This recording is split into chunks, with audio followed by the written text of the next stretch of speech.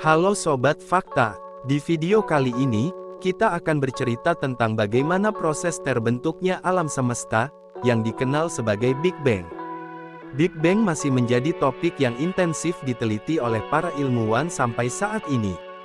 Meskipun masih banyak yang belum diketahui, namun ada beberapa teori dan bukti yang membantu kita memahami bagaimana alam semesta ini mungkin terbentuk. Mari kita jelajahi secara singkat proses terbentuknya alam semesta ini dengan lebih rinci. Pertama-tama kita akan bahas tentang Big Bang, di mana merupakan sebuah peristiwa yang menyebabkan pembentukan alam semesta berdasarkan kajian kosmologi mengenai bentuk awal dan perkembangan alam semesta atau dikenal juga dengan teori ledakan dahsyat. Berdasarkan teori ledakan ini, alam semesta, awalnya dalam keadaan sangat panas dan padat, mengembang secara terus-menerus hingga hari ini. Berdasarkan pengukuran terbaik tahun 2009, keadaan awal alam semesta bermula sekitar 13,8 miliar tahun lalu, yang kemudian selalu menjadi referensi sebagai waktu terjadinya Big Bang tersebut.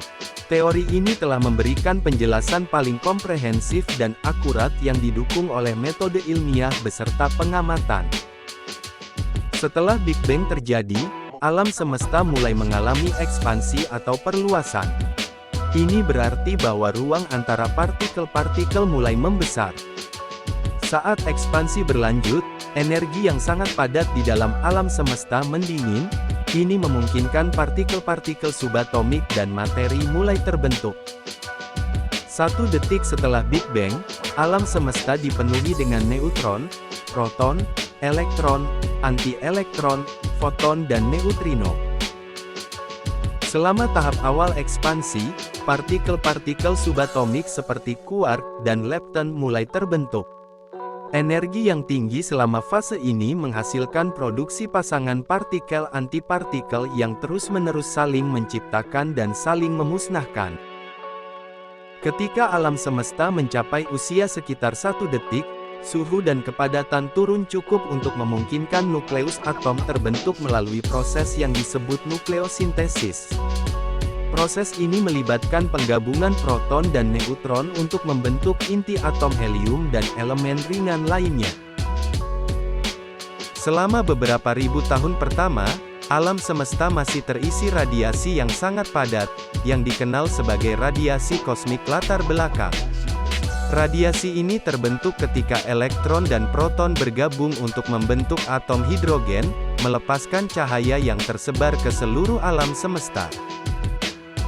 Saat alam semesta terus memperluas dan mendingin, gravitasi mulai mempengaruhi partikel-partikel yang tersebar di dalamnya.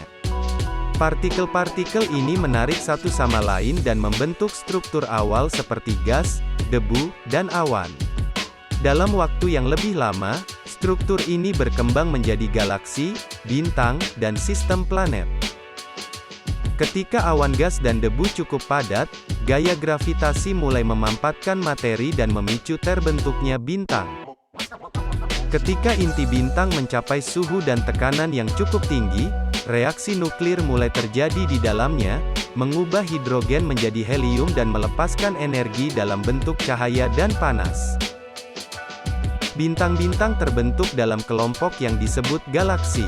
Melalui interaksi gravitasi dan variasi dalam kondisi lingkungan, galaksi berevolusi dari struktur awal menjadi galaksi spiral, elips, atau tak beraturan yang kita lihat dalam alam semesta saat ini. Dalam galaksi spiral seperti Bima Sakti, beberapa bintang mengelilingi pusat galaksi dengan mengikuti orbit yang stabil. Salah satu bintang yang terbentuk adalah matahari kita. Pada saat yang hampir bersamaan, cakram gas dan debu mengelilingi matahari yang akhirnya menggumpal membentuk planet, satelit, dan benda langit lainnya dalam tata surya.